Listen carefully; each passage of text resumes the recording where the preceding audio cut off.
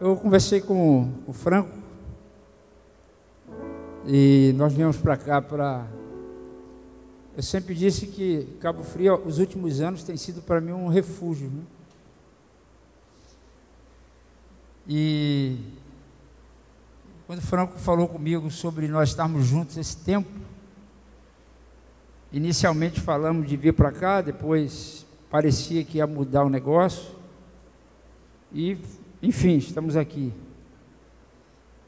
Eu disse a ele que eu gostaria, tão somente, de trazer uma palavra de gratidão a Deus, mas também a vocês, que durante esses últimos 3 anos e meio, mais ou menos, da minha vida, me socorreram em oração, me ajudando em momentos difíceis, onde, no último dia 6, eu pude devolver minha esposa a Deus. Ela está literalmente já resolvida. Nós é que temos que continuar resolvendo a nossa vida. E cada oração, cada mensagem que eu recebia de uma boa parte de vocês, talvez tenha alguém aqui que não tenha acompanhado, não sei, mas eu me refiro a toda a igreja.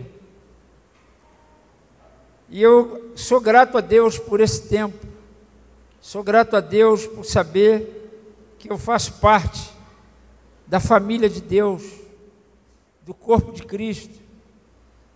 E os irmãos que oraram, que intercederam, que enviaram mensagens em momentos às vezes que talvez você nem imaginasse, mas momentos em que minha alma estava clamando a Deus por uma resposta, por uma palavra, por uma direção, e ali chegou no meu coração. E como um dos textos que me ajudou muito foi aquele que Paulo diz quando ele chegou na Macedônia, não encontrou nenhum alívio. Eram lutas por fora, temores por dentro, mas Deus deu a Paulo um consolo, com a chegada do seu filho, do seu irmão Tito. É tremendo isso, amado. Saber que Deus nos consola através de pessoas reais, comprometidas, aliançadas com Deus e também uns com os outros.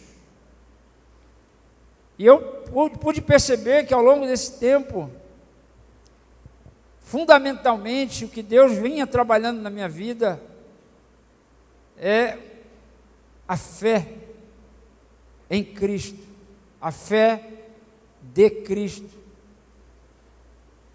Porque em alguns momentos eu cheguei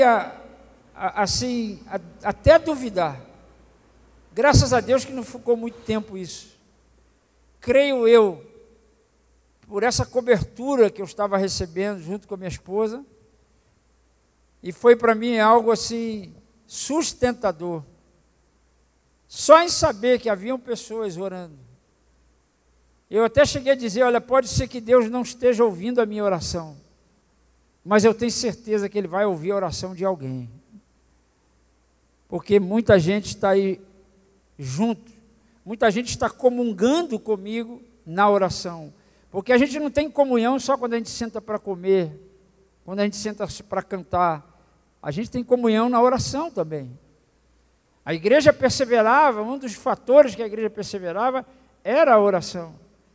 E isso precisa ser levado a sério como algo fundamental na nossa vida, não só pessoal, mas sobretudo também coletiva.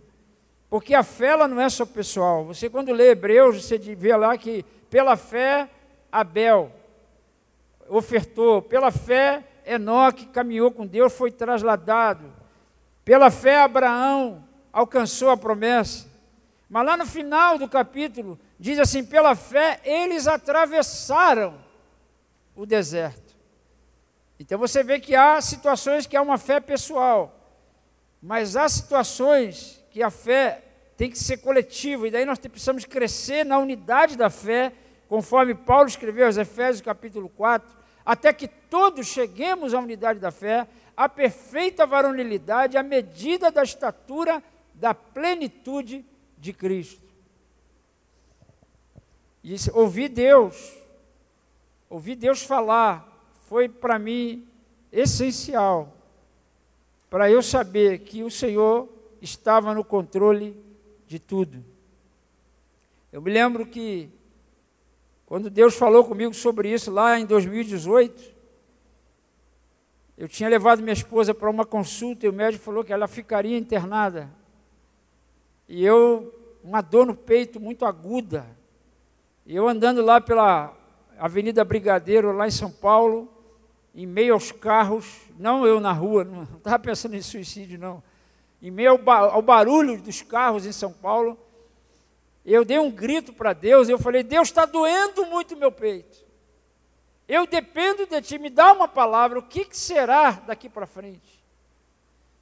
E ali eu creio que Deus, 2 dias depois, mais ou menos, atendeu essa oração e me respondeu aquele texto que Jesus fala com Pedro. Pedro, Satanás, ele requereu para peneirar-te como peneira a palha. Mas eu intercedi por você para que a tua fé não desfaleça. Dá para você imaginar o próprio Jesus falar que ele está intercedendo por você? É algo tremendo. É algo maravilhoso. E, na verdade, a Bíblia diz que Ele está fazendo isso. Ele está à destra de Deus Pai e intercede por nós.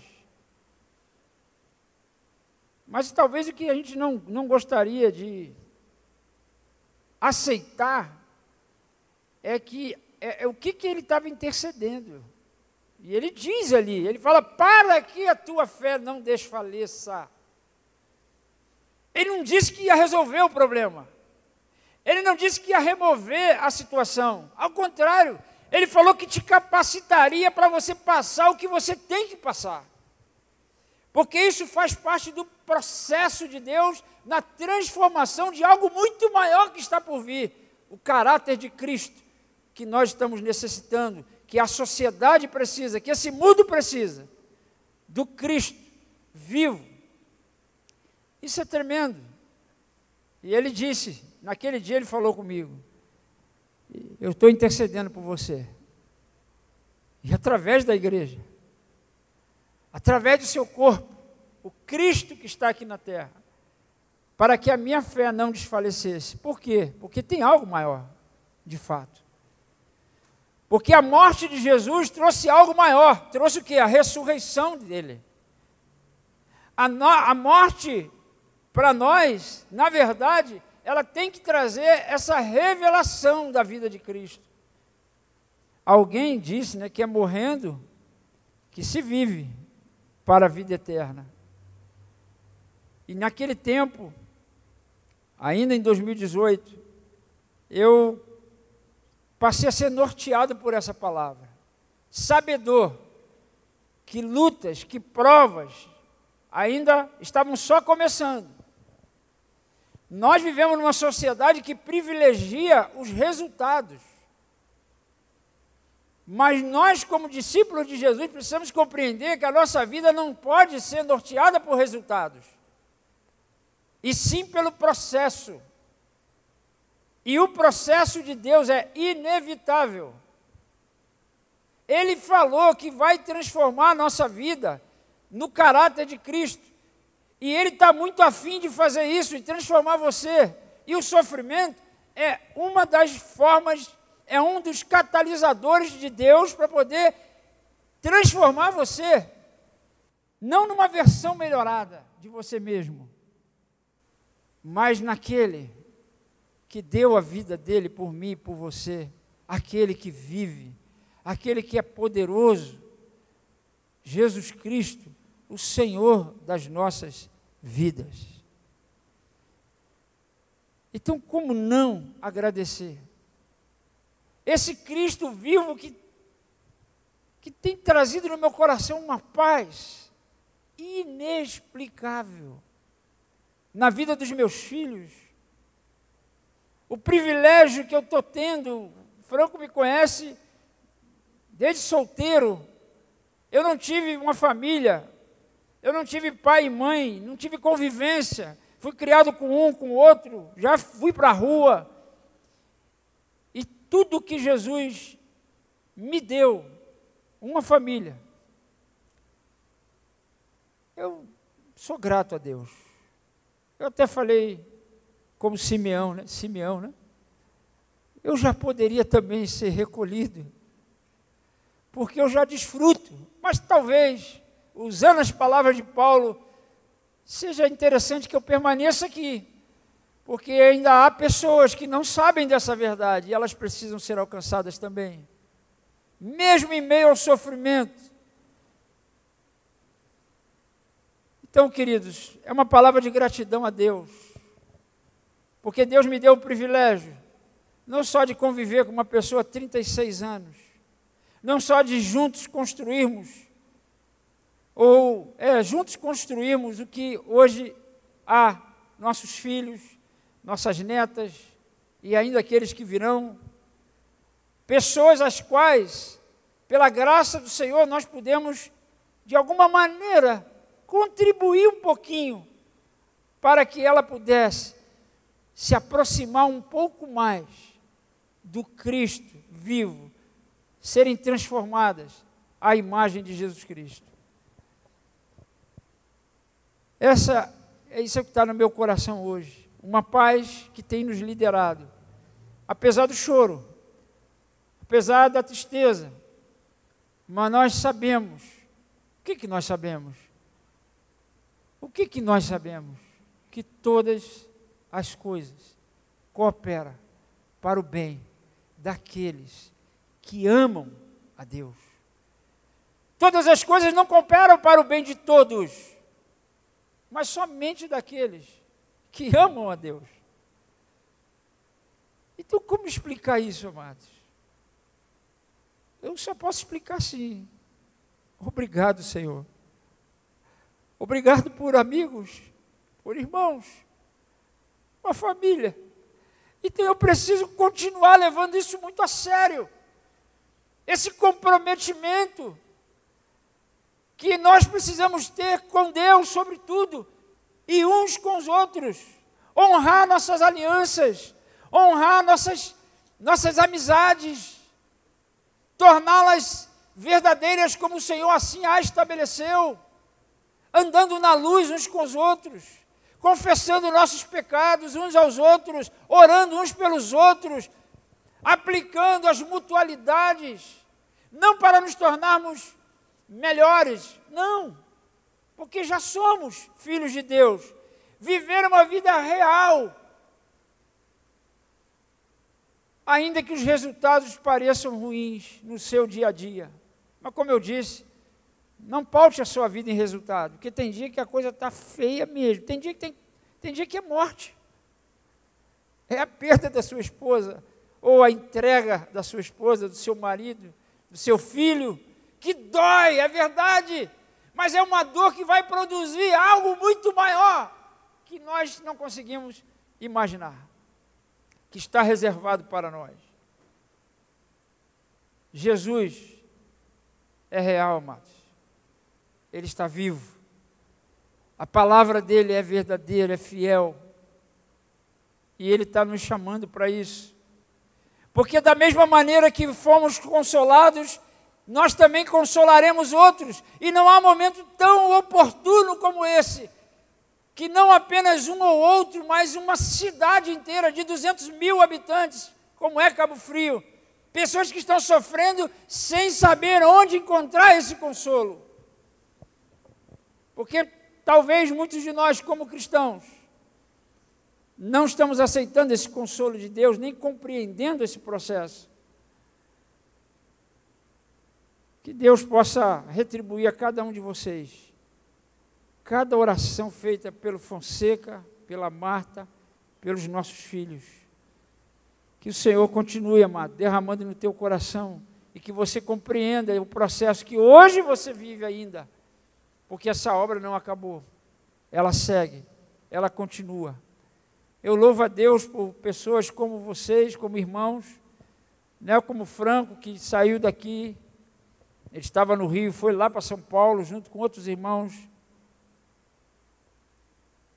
Eles, na verdade, nem precisariam ir para me abraçar. Só quando eles falaram, eu já me senti abraçado. Eu falei o seguinte, que nessa época em que não está se podendo abraçar, eu recebi cada abraço, sem ser apertado,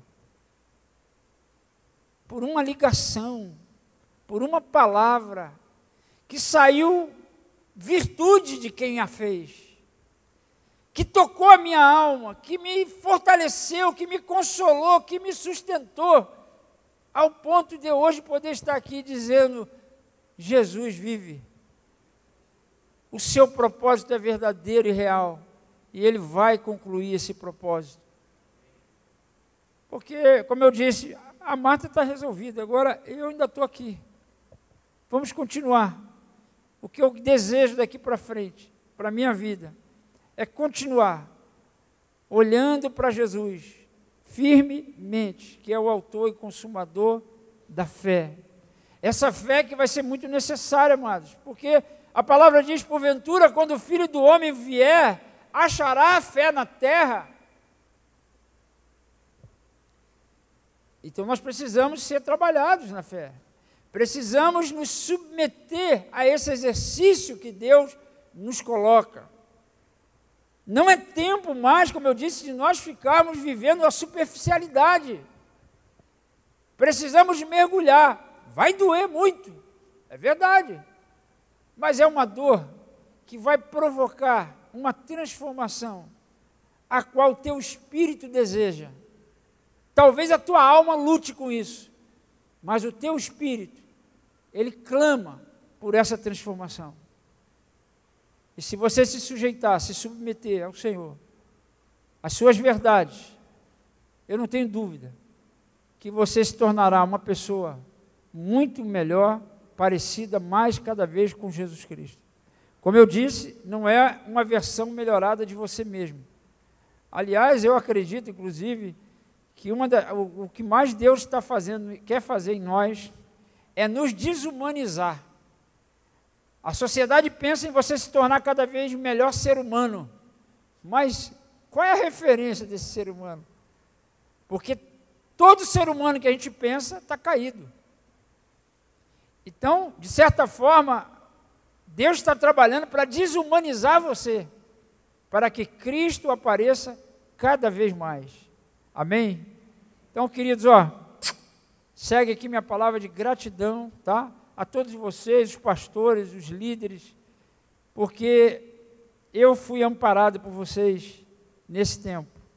Mesmo vocês não tendo ido lá a São Paulo, fisicamente, mesmo tendo ido lá me dar um abraço fisicamente, porque eu senti virtude em cada mensagem, em cada abraço, em cada situação. Muito obrigado. Amém? Sérgio Franco.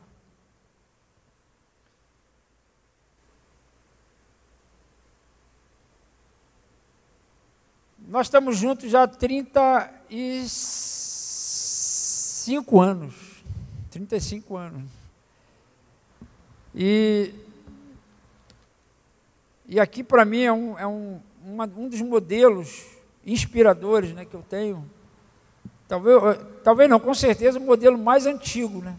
Não mais velho, mais antigo que eu tenho na minha vida, né? E eu louvo a Deus pela vida do Franco, pela aliança que um dia nós pudemos fazer em Cristo, e como eu me sinto honrado pelo Franco honrar essa aliança comigo. Eu louvo a Deus por isso. Preste atenção nisso, é um fator importante do que Deus está trazendo para nós, como igreja. Amém. Fica aqui. Boa noite, amados. Boa noite, paz seja com o teu coração, no nome de Jesus. Não tinha um plano humano estar aqui hoje com vocês, mas aprove o Senhor separar esse tempo, não só para... A intenção inicial não era para estar reunido, era para estar só com o Fonseca, com o Gerson, alguns dias, né? Depois que o Senhor recolheu a Marta. E esse era o plano, mas ele falou: Franco, indo a Cabo Frio, eu preciso falar com a igreja. E eu então falei com o Samuel, que está na Bahia, falei da intenção do Fonsa. Eu sei que vocês não reúnem nessa quinzena, né? Eu sei disso, mas os irmãos, de forma muito amorosa, muito amados sempre, né? Abriram essa porta, essa possibilidade de a gente estar junto. Eu queria, antes de orar por vocês e pela vida do Fonseca, mais uma vez, eu queria dar assim um testemunho e falar algo que Deus colocou no meu coração esses dias, desde o dia que Deus recolheu a Marta. Eu fui padrinho de casamento de Fonseca e Marta. Esses anos todos, eu conheci Fonseca solteiro ainda. E conheço, assim, também os motivos que levaram ele a casar. Como assim, Franco? Fonseca era um jovem na Força Aérea lá, onde a gente se conheceu. E assim que ele se converteu, ele começou a me contar a história dele com Martinha, aquela namorada dele e tal, aquela coisa toda, né? Aqueles avanços todos. É verdade. E aí, nas conversas, a gente falou do compromisso, da responsabilidade, de como Deus via, né, esses avanços, essa posse antecipada da herança, como é que Deus via e como ele podia corrigir aquilo. Fonseca se sujeitou à palavra, sujeitou, casou, e quem é casado aqui sabe muito bem que casamento prova a gente de forma maravilhosa, né? Os solteiros não sabem ainda o que é isso, mas quem é casado já sabe. Sabe que o casamento quebranta nosso coração muitas vezes, porque muitas vezes, não sei quantas vezes, incontáveis vezes, a gente precisa negar a nossa vontade para fazer, não a vontade do cônjuge, mas fazer a vontade de Deus, né? Fazer a vontade de Deus, e é muita renúncia mesmo. Não é uma vez só, é uma vida, né? É um processo, como disse Fonseca, onde a gente vai renunciando para ver a glória de Deus na nossa aliança. Porque a gente faz uma aliança, o casamento é um pacto, é uma aliança. Você vai lá e se compromete a permanecer com aquela pessoa até que a morte separe. Então, quando começou a pandemia, irmãos, se você começou a ouvir aquelas lives lá que a gente começou a fazer, é provável que em algum momento você ouviu dizer que algumas pessoas já vinham sendo provadas, não só a pandemia que estava causando prova. Tinha gente que já vinha sofrendo, citava a Marta, por exemplo. Eu falei, a Marta, ela não precisa de pandemia para estar sendo provada, ela já vem nesse processo, antes da pandemia. E assim algumas outras pessoas também, que a pandemia foi só mais um detalhe na vida. Gente que já vinha passando por outras tribulações, pânico, depressão, angústia, todo tipo de sofrimento, perdas de entes queridos e tudo mais. E a Marta estava nessa lista nossa ali. Então você ouviu. Mas quando eu fui lá no velório, junto com alguns irmãos, alguns pastores lá, eu vi assim, a primeira coisa que eu vi do Senhor foi realmente a bondade de Deus, a misericórdia de Deus com a família do Fonseca, né? A primeira pessoa que eu saudei foi o Felipe, o filho dele, o primogênito dele, Filipão. Também te viu nascer, né? E saudei, e foi algo assim muito inusitado, porque eu acordei bem cedo para viajar, e eu acordei com um salmo. Os mais velhos devem conhecer, mas com certeza tem uma turma aí que gosta de Asaf, vai lembrar, né? Talvez Bira lembre, talvez, eu falo assim que cabelo branco, o cara começa já a esquecer as coisas, assim, não lembra. Talvez o Bira lembre. O Jajá com certeza lembra. O Jajá gosta mais do que você, de Asaf. Mas Asaf, ele musicou alguns salmos. Os salmos são músicas, né? São poesias e músicas. E Um dos salmos que Asaf Borba colocou música foi o Salmo 66.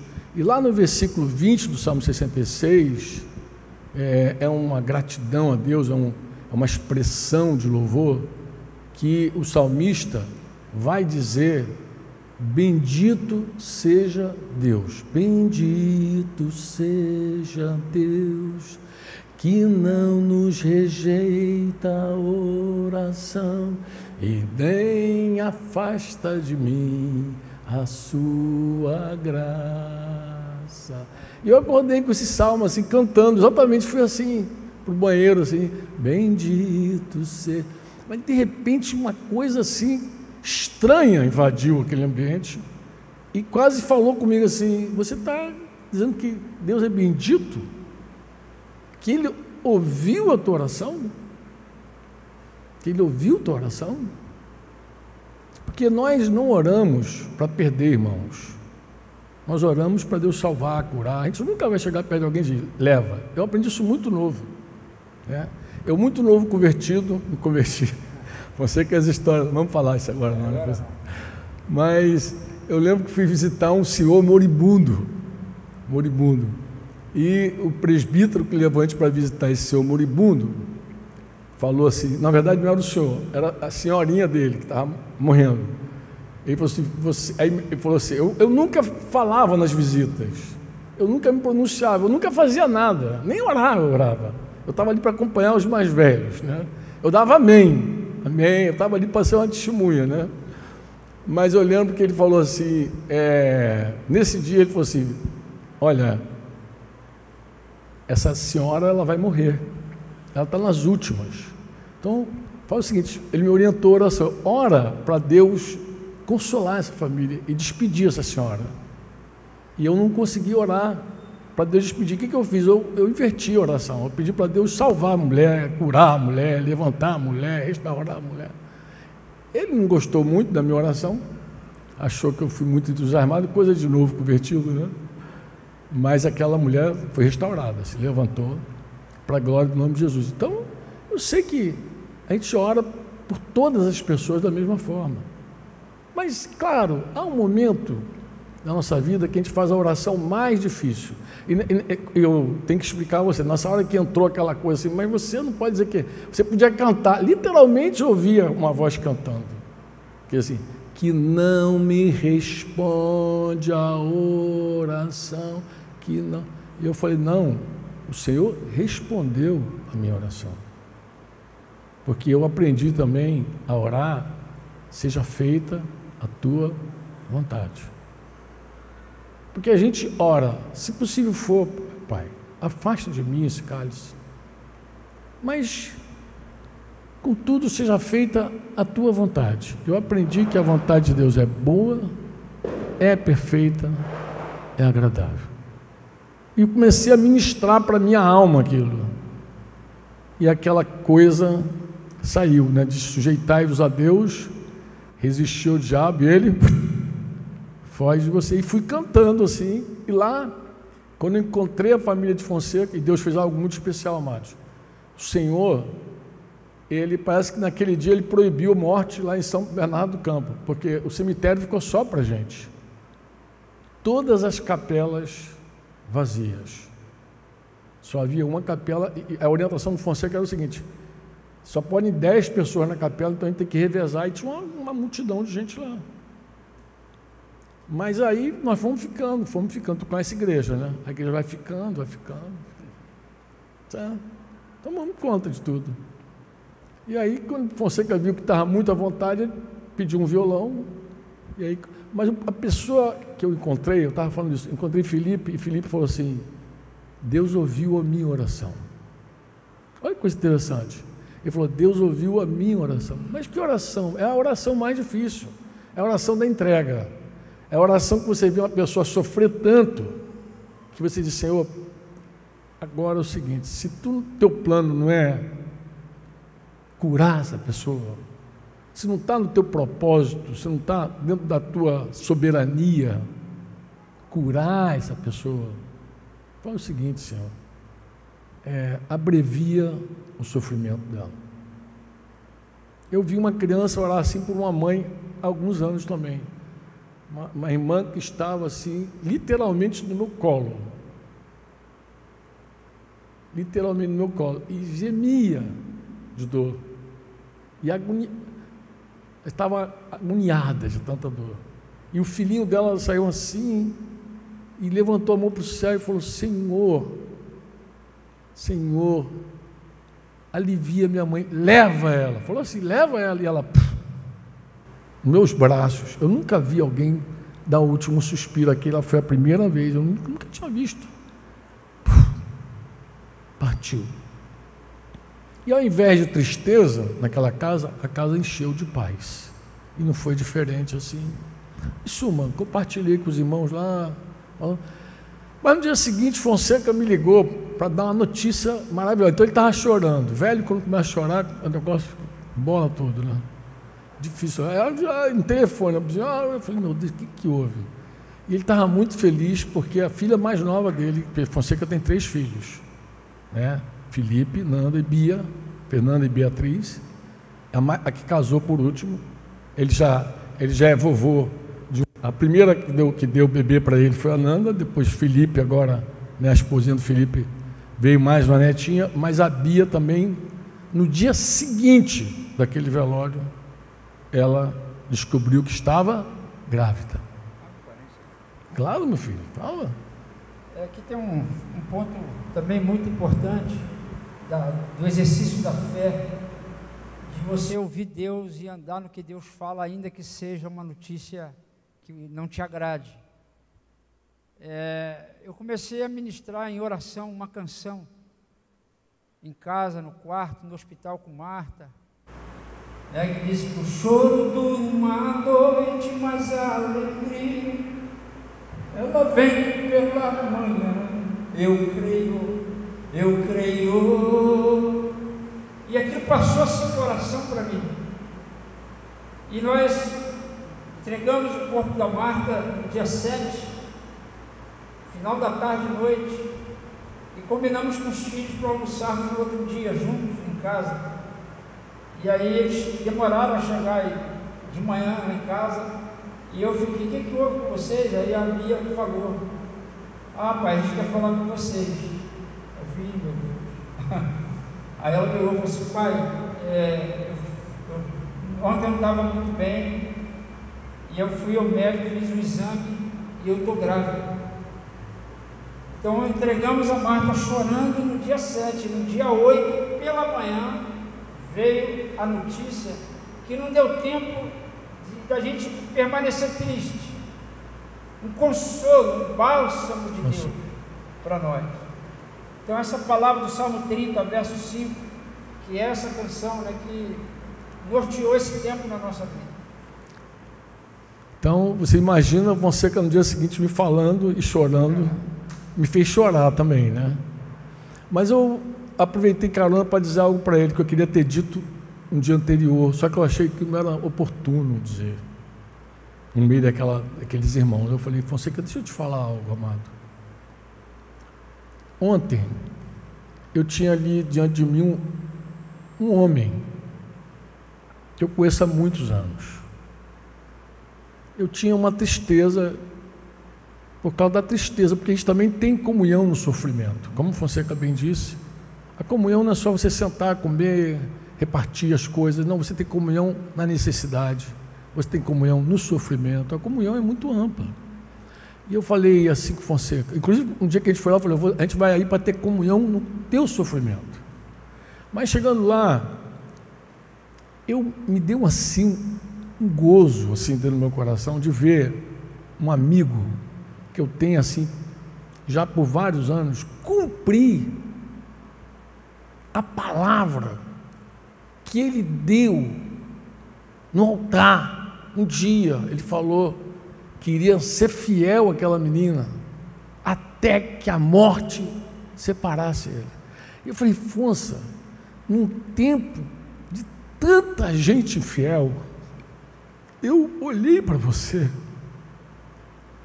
e eu fui cheio do gozo do Espírito Santo. E dizer assim, e é um filho, assim, urrou a palavra. Eu sei que é a graça de Deus que permite isso, mas eu sei que a graça opera na humildade das pessoas, no quebrantamento. A graça opera quando você está muito disposto a fazer a vontade de Deus. Quando você quer a vontade de Deus mais do que qualquer outra coisa. Eu sei que é a graça de Deus que leva um homem a cumprir a palavra dele. E eu fiquei muito, aí falei com ele no dia seguinte, fiquei muito. E aí, desde que começou a pandemia, eu comecei a fazer aquelas lives, todo mundo começou a fazer live, né? Ninguém aguenta. E alguns irmãos falaram assim, mas Franco, quando é que vai ter live? Me manda o link. E eu acabei formando alguns grupos de WhatsApp. Mas o WhatsApp tem 252, é o limite de um grupo. Eu nem sabia que tinha limite. Fui fazendo, aí nasceu um grupo, 2, 3, 6 grupos depois, a gente mudou para o Telegram. Vamos para o Telegram, porque Telegram pode botar, sei lá, quantas pessoas. Mas, nesse último tempo agora, eu não tenho feito tantas lives. Estou comprometido com outras lutas. Mas eu decidi começar a escrever um pouquinho para os irmãos, é uma reflexão sobre aquilo que Deus fala no meu coração a cada dia. E eu escrevi, assim que tive esse momento com o Fonsa, inspirado nessa situação, eu escrevi sobre a importância de imitar a fé. Imite a fé. Falei, mas como assim imitar a fé? É porque eu sei que tem gente que em geral faz assim, eu não tenho fé para andar como fulano. Eu não tenho fé. Mas onde é que essa pessoa está se baseando? Não, a gente não pode andar com a fé do outro. A gente não pode andar com a fé do outro, é verdade. Mas na verdade não é bem isso, não. Eu tentei explicar no meu texto. As pessoas confundem Romanos 14. Romanos 14, 22 e 23, Paulo vai dizer que a fé que você tem que guardar essa fé para você mesmo diante de Deus. Você tem fé, guarda para você mesmo diante de Deus. E diz que bem-aventurado, feliz, no versículo 22, é aquele que não se condena naquilo que aprova. Mas aquele que tem dúvidas é condenado se comer, pois o que ele faz não provém de fé. O que ele faz não provém de fé. E tudo que não provém de fé é pecado. Então muita gente se escuda nesse texto aí, pode dizer assim, não tenho fé, não, para isso eu não tenho fé. Para isso eu não tenho fé. Se escuda literalmente nesse texto. Mas aqui é um conflito que Paulo está solucionando do uso da liberdade que os irmãos têm. Porque uns comem e tendem a desprezar aquele que não come. Outros não comem, vou pegar a figura aqui de Romanos 14, e eles julgam as pessoas que, em geral, a igreja cai nesse abismo, nesse extremismo infantil. Qual é, Franco? É assim, quando eu, na minha liberdade, faço algo, eu digo, ele é fraco, o irmão é fraco. Não chama ele para essa comunhão, não, que ele é fraquinho, ele não participa com a gente da nossa liberdade e despreza o irmão. Já aquele irmão que não faz, porque ele acha que não é legal, ele julga quem está fazendo. Mas todo esse contexto apostólico aqui é de uso da liberdade. Então tem gente que faz assim, tem gente que não tem fé para beber. Bebe porque vê o outro beber. Não, mas o fulano bebe. Aí vai lá, bebe também. É disso que Paulo está falando. O cara não tem fé para colocar uma tatuagem. Ele não tem, porque não tem, mas não vai ter fé mesmo. Não vai ter fé nem para beber, nem para botar tatuagem, porque não tem mandamento para isso. Você não vai ver escrito na Bíblia, coloque tatuagem. Vai lá, carimba o templo do Espírito Santo. Não tem isso. Ah, mas tem lá Jesus, escrito na coxa. Vai, viaja, amado. O João está falando de uma visão que ele tem e você está falando que aquilo... Mas aí... é aquela coisa, também não tem texto na Bíblia que diz que é pecado. Aí fica assim, mas tem gente que só pelo fato do outro fazer, ele vai lá e faz também. Fulano largou a empresa, vou largar o meu também. Mas é disso que Paulo está falando. Paulo está falando, você não pode, você não deve, porque poder a gente pode tudo, você não deve fazer algo sem fé, Porque a fé, amado, ela não é nem por causa do milagre que você vê. A fé vem pelo ouvir, e o ouvir vem pela palavra. A fé é gerada quando a gente ouve Deus, e Deus fala principalmente por meio das Escrituras. Então, quando Deus fala pelas Escrituras, e Deus fala fora, fala também, claro, porque nem tudo está escrito. Atos 13, havia em Antioquia profetas e mestres, e estava lá servindo Barnabé, e até Saulo de Tarso estava lá. Mas aí diz que eles reunidos oravam, e eles jejuavam, o Espírito Santo falou com eles. O que o Espírito Santo falou? Separai-me agora, separa agora Barnabé e Saulo. Como é que Deus falou ali? Não está escrito. Não está escrito em nenhum livro. Mas usou alguém, porque Deus fala por meio de profecia, de revelação, de palavra de conhecimento. Deus fala por sonho, Deus fala visão. Deus falando. Deus tem as... O que não está escrito, amado, pode ter certeza, Deus vai falar. Se você quiser ser guiado por Deus. Deus fala na multidão de conselheiros. Por que a gente pede conselho? Só porque, não, lá na comunidade que eu participo tem que pedir conselho. Amado, pelo amor de Deus. A gente pede conselho porque a gente quer ouvir Deus. E Deus fala na multidão de conselheiros. Deus fala com a paz nos nossos corações. E um cristão, ele quer ser guiado pelo Espírito Santo. Ele quer fazer a vontade de Deus. Então Deus vai falando. Deus vai falando. Então muita gente quer ter fé daquilo que Deus não falou. Isso não é fé, é disso que Paulo está falando. Se você tem uma fé particular, Deus falou contigo, que tu é livre e tal, então guarda para você isso aí. Guarda para ti.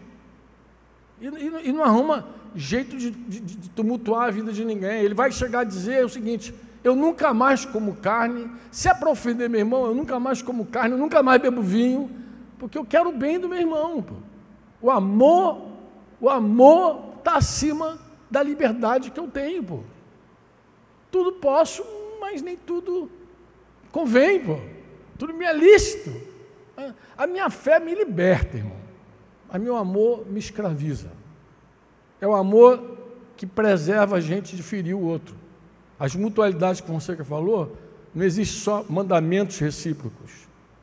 Não existe só ame, não existe só ore, não existe só confesse. Também vai dizer, não minta. Não se queixe. Também tem aqueles cuidados que Deus dá para a gente preservar o que a gente conquistou ao longo dos anos. Então, se alguém conquistou alguma coisa por causa das mutualidades, ele também vai ver que Deus tem cuidado para você não destruir aquilo ali. Então, ele vai dando aqueles cuidados recíprocos lá. Mas muita gente toma emprestado aqui a experiência do outro até para pecar. Como assim? É conhecido no meio evangélico, um homem de Deus, um pastor amado. De repente esse cara vai e se divorcia da mulher dele e casa com outra. Quando ele faz isso, parece que dá um montão atrás dele. Não, fulano fez. Pô, até o pastor fulano largou a mulher, cara. Por que eu não posso largar a minha? Então, assim, até para pecar, o cara pega carona na experiência dos outros. E quando é para fazer a vontade de Deus, diz que não tem fé. Aí eu peguei o texto, escrevi também lá, Hebreus 13, 7. Uma palavra, um mandamento. Lembre-se dos seus líderes. E aqui eu vou incluir Fonseca e Marta, tá? É Fonseca e Marta, porque não é só o exemplo dele, é o exemplo dela também. Você precisa enxergar, esse texto vai dizer claramente, lembre-se de seus líderes, Hebreus 13:7, os quais pregaram a palavra de Deus a vocês. Isso aconteceu em casa, aconteceu no dia a dia, na reunião, fora da reunião, qualquer lugar, porque a gente faz o tempo inteiro isso, a gente está sempre pregando, ensinando, testemunhando, contando as histórias, sempre para edificar a fé dos irmãos. Lembra deles, né? Considerando atentamente o fim da vida deles. Não se prenda ao começo de ninguém. Observe o fim. Foi atentando o começo que que aquele livro que deu origem à ideologia de gênero nasceu. 2 crianças foram fazer uma cirurgia simples e um menino acabou sendo amputado lá, cortaram o pênis do garoto, e aí começa uma experiência louca de alguém que diz, não, mas o sexo não é biológico, o sexo é cabeça e tal, e aí começa, e aí implanta aquilo na família, a família adota, mas nos primeiros anos ali, o garoto que foi transformado numa menina, parece que estava tudo bem, mas ninguém termina a história. O cara escreve o livro a partir do começo daquela história, mas não atenta ao final da vida desse homem. Ele se matou, como muitos que trocaram de sexo se mataram, e se matam. Olhar o fim da vida. Eu tenho uma lista de homens que me inspiraram e que já foram para a glória. Eu tenho certeza que os que me inspiraram o Fonseca também, porque a gente estava junto nessa história. Estamos juntos desde então. Eu falei hoje cedo, Paulo Velt, a gente conheceu na Ivelt. Depois, Hélio Maurício Brum, falando da irmã Terezinha. Né? Baker, não foi tão próximo, mas homens que morreram. Porque não importa a forma como morre. E às vezes o cara está longe, às vezes tu tem uma aspiração. Eu gostava tanto daquele cara, David Wilkerson, morreu tragicamente num acidente de carro. Mas, amado, morreu com um testemunho ímpar. Morreu firme em Jesus. Eu vi uma vez o David Wilkerson aqui, Madureira, aqui, no Rio. Falei, meu Deus, um homem cheio do Espírito Santo. Deixa um legado para você. E esses caras, eles não... A fé desses caras não está pautada em nenhuma experiência pessoal, é na palavra. E os que ainda nos inspiram e estão vivos, a gente ora e pede a Deus para Deus dar a graça, a condição a eles, deles terminarem os dias deles, firme na rocha, declarando Jesus, confessando Jesus. Eu não abro mão do Senhor, porque eu sei que isso inspira. O que Fonseca está falando, eu sou testemunha. Diz que pela palavra de 2 testemunhas tu estabelece, não estabelece? Amém ou não? Eu estava lá, eu vi Felipe, eu vi Nanda, eu vi Bia.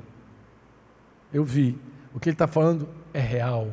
O Espírito Santo estava lá consolando aquela família, enchendo os corações. Porque alguém podia dizer, mas Fonseca é um pastorzão já de muito tempo. O cara está forte, porque ele está assim, porque ele já... Não, amado, os filhos deles também estão consolados mesmo. A igreja também, lá em São Bernardo, também consolada pelo Senhor. Porque a gente vê que é o Senhor consolando. Eu queria dizer para você, meu lugar é o seguinte, imite a fé. Ó, não tenha medo de imitar pessoas que imitam Jesus. E não tenha medo de imitar a fé de alguém que está pautado na palavra.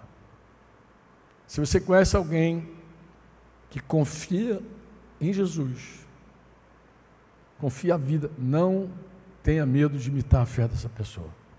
Não deixa ninguém dizer para você, tu não tem fé para isso não, eu não tenho fé para fazer um monte de macaquice, para isso eu tenho. Eu posso imitar a fé de alguém que está olhando para a palavra. Era o que eu queria dizer para vocês. Guarda aí, você que está em casa também pela internet, imite a fé e observa as pessoas, o fim de cada uma delas. Você vai ver. Você vai ver como aqueles que entregaram suas vidas a Jesus terminaram seus dias. O legado que deixaram. A família. Como foi?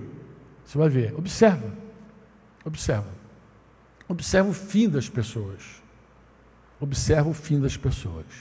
Essa era a primeira coisa que eu queria dizer, mas como Fonseca me deu mais tempo aqui, eu vou dizer uma coisa rápida para você, que eu estava falando com Fonseca agora, que eu espero que Fonseca me suporte mais alguns dias, que a gente vai ficar só nós dois. Estamos só os dois, a princípio, né, se não chegar mais gente, né? Eu estava falando com Fonseca. Uma pergunta que eu queria também fazer para você, você que veio aqui nos ouvir. Quantas vezes você já disse sim para Jesus? Quantas vezes? Quantas vezes você já disse sim para Jesus? João 21, 18 e 19 é aquele momento em que Jesus está já ressurreto, já com os discípulos e com um discípulo muito querido chamado Pedro, aquele que, não é fácil, aquele que negou Jesus com xingamentos e juramentos, né? Ficou brabo ele, né? Ele negou Jesus não uma vez, 3 vezes. Mas João 21, 18, 19 diz assim: em verdade, digo. Pedro estava arguindo Jesus sobre João, mas ele está dizendo assim: quando era mais moço, você se cingia e andava por onde queria, mas quando você for velho, estenderá as mãos e outro o cingirá e o levará para onde você não quer ir. E Jesus disse isso, está escritinho lá, para significar com que tipo de morte Pedro havia de glorificar a Deus. Então Jesus falou: ó, você é novo, tu está aí, faz tudo, mas vai chegar um dia, quando tu estiver velho, bem, pelo menos tu vai morrer velho, essa é uma notícia boa. Quando estiver velho, vão cingir você e vão levar você para um lugar que você não quer ir. Em outras palavras, é assim que você vai se despedir dessa terra. Pedro sabia, mas o que me chamou a atenção foi Jesus acrescentar a última frase do versículo 19, diz assim: siga-me. Segue-me. Está ali, estou vendo a versão ali da revista atualizada. Segue-me. Amado, imagina Jesus chamar alguém, falar do jeito que ele vai morrer, e depois de falar como é que ele vai morrer, ó, vem comigo, segue-me. Chamar um aluno, dizer como ele vai morrer, e dizer: segue-me, vem comigo. Não era o primeiro chamado a Pedro. Pedro já tinha ouvido esse chamado: segue-me. Mas aqui é um outro segue-me. Eu acredito que esse segue-me aqui, para Pedro, e talvez ele tenha ouvido algum outro que a gente não sabe, mas aqui esse está registrado. Pedro já era um outro homem. Pedro, antes do galo, era um homem. Pedro, depois do galo cantou, era outro homem. Ele se frustrou consigo mesmo. Ele não confiava mais nele. Ele sabia que para ser um discípulo de Jesus tinha que depender plenamente do Espírito Santo. Ele sabia disso.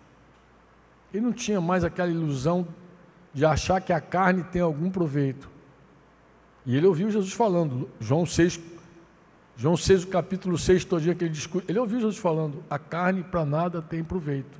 Ele ouviu, mas aquilo não fazia muito sentido para Pedro. Se você ver Pedro lá em Mateus 16, Pedro foi o cara que disse: tu és o Cristo, o Filho de Deus vivo. Jesus falou: olha, não foi carne e sangue. Jesus sempre teve cuidado com ele. Ele falou: ó, não foi teu intelecto, não foi teu ego, não foi tuas emoções, tua vontade, tua ciência que descobriu isso, não. Foi meu Pai que revelou isso para você.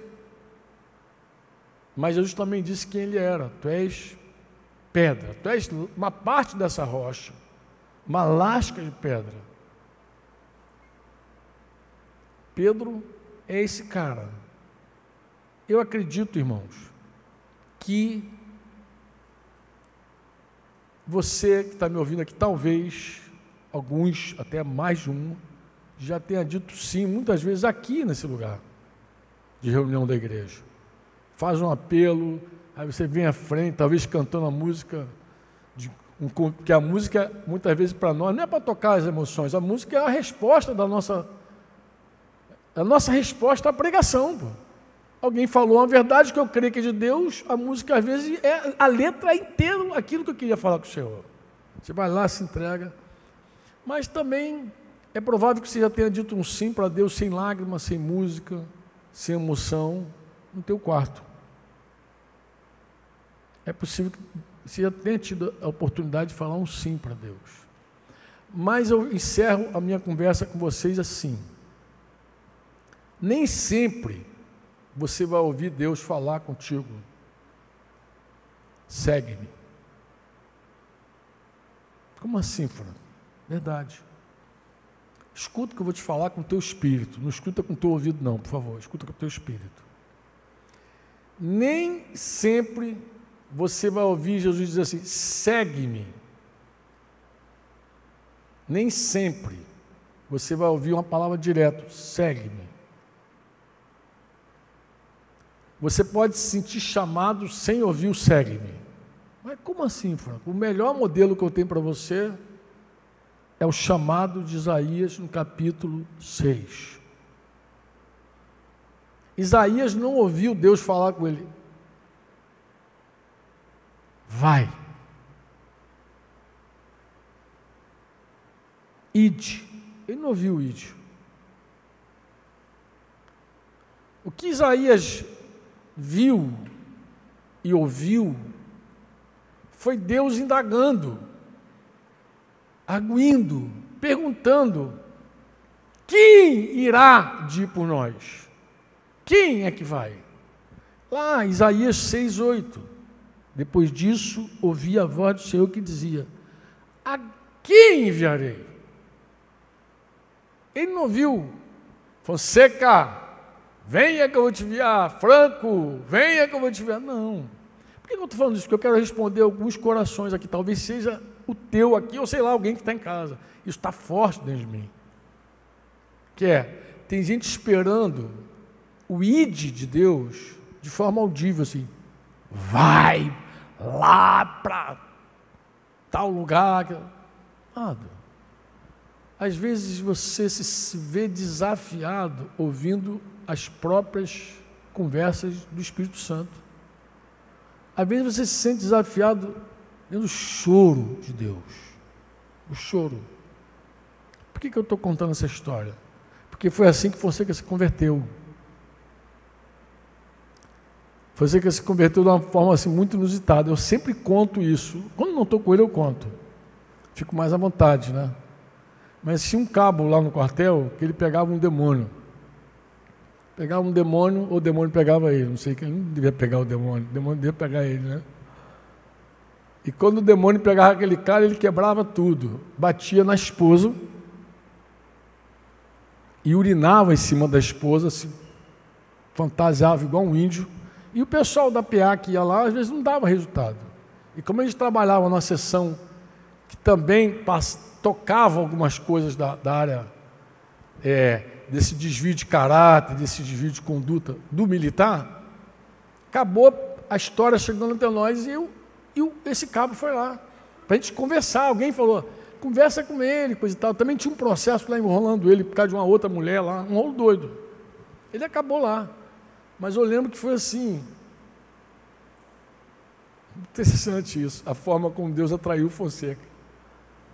O Fonseca se compadeceu do cara. O Fonseca era um cara incrédulo, mas ele se compadeceu tanto com a história desse cabo, que ele se dispôs a ajudar o cara. E quando eu convidei o cara para a reunião, ele deu maior força. Vai, cara, vai, olha aí o Franco, como é que era. Vai! O cara, a primeira vez, o cara nem foi, mas Fonseca foi. Depois foi. A segunda vez, aí já foi com Fonseca no tiracolo. Foi quando o cara se converteu. Sim, você não precisa ouvir uma voz clara. Você pode ver uma necessidade, algo que está, uma conversa do Espírito Santo. Quem vai por nós? Quem irá por nós? Você não precisa ouvir segue-me ou ide, vai. Você não precisa. Você não precisa. Você tem dentro de você o Espírito Santo de Deus. Deus habita em você e Ele prescruta, Ele sonda as profundezas de Deus. Deus pode falar contigo de um jeito muito especial. E necessariamente Ele pode desafiar a tua vida sem jamais chamar você pelo teu nome. Ele pode só mostrar um quadro e deixar você dizer: eis-me aqui, envia-me a mim. Eu termino dizendo isso. Imita a fé daqueles que imitam Jesus. Amém? E atende o que Deus não apenas está te chamando, mas que Ele está te mostrando. Amém? Amém? Posso orar agora por você? Vou. Eles têm orado pelo Fonseca. Posso orar, amados? Por vocês todos? Posso orar? Eu me incluo nessa oração, mas eu queria orar por vocês. Eu queria orar por você que está em casa. Eu queria orar pela tua aliança. Você é casado? Eu queria orar pela tua aliança. Eu falei com Fonseca: Fonseca, você é um modelo inspirador. Deus foi contigo todos esses anos. Eu não sei se eu vou primeiro, se Denise vai primeiro, mas eu espero. Um dia, se minha esposa partir antes de mim, eu quero também ser encontrado fiel. Hoje eu não posso falar, mas eu posso falar do Fonso, que chegou ao fim da aliança dele. Então eu posso falar dele. Amém? E se você está em casa aí, na crise conjugal da tua vida, achando que o amor acabou, não sei o quê, você vive por fé. Você vive por fé. O justo vive por fé. Amém? Amém ou não? Está atrás da máscara, mas dá para dizer amém. Amém. Papai, nós estamos aqui, Pai, no nome de Jesus. Nós viemos aqui no nome de Jesus, tu sabes disso, Pai. E é uma alegria para nós poder compartilhar essa história, esse momento na vida do Fonseca, de sua família. É uma alegria, Pai, porque nós entendemos que é uma história onde os teus filhos foram vitoriosos, todos eles. Não tem derrotado nessa história, Pai. Todos experimentam vitória de algum jeito. Então é uma alegria estar no meio dessa igreja, é uma alegria poder, Pai, falar aos corações daqueles que estão aqui, daqueles que estão pela internet, em algum outro lugar. É uma alegria, Pai. É um gozo. Pai, no nome de Jesus, Pai, renova a aliança dos teus filhos, Pai. Pai, como o Fonseca falou, é um tempo onde nós precisamos rever o pacto e a aliança que a gente tem uns com os outros. O pacto e a aliança que a gente tem no nosso matrimônio. Os pactos, Senhor, que nós temos feitos em Ti. Aliança no Senhor. Cantamos muitas vezes, Senhor. Aliança no Senhor eu tenho com você. Pai, nós queremos honrar essa aliança. Nós queremos honrar essa aliança e queremos imitar a fé, sim, a fé da Marta, a fé do Fonseca. Nós queremos imitar a fé dos teus filhos, Senhor. Nos dá essa graça também. Revela para a gente, Senhor, as pessoas que estão próximas a nós e que têm um testemunho vivo. Porque, com certeza, Pai, Tu tem muitas pessoas em vários lugares que são verdadeiros testemunhos de fé. Gente que combateu o bom combate, que terminou a carreira e guardou a fé. E para nós é uma inspiração, Pai. e queremos de verdade ser inspirados e consolados com o mesmo consolo que eles receberam. Pai, eu oro também por aqueles que já falaram sim para Ti e que hoje, por alguma razão, Pai, estão travados, estão esperando algo inusitado, Pai. Pai, eu oro no nome de Jesus que esses amados possam ter a sensibilidade para Te perceber, mesmo sem ouvir o Teu chamado, Senhor. Mesmo sem ouvir um chamado claro, que eles possam dizer, cada um, eis-me aqui, envia-me a mim. Usa, Pai, esse tempo. Usa esse tempo difícil para desafiar a Tua igreja.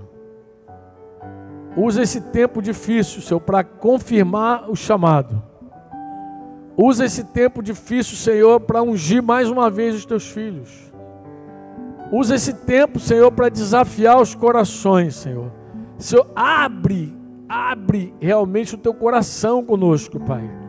E mostra o Teu coração para nós. Senhor, indaga de forma audível para que a gente possa ouvir a Tua conversa.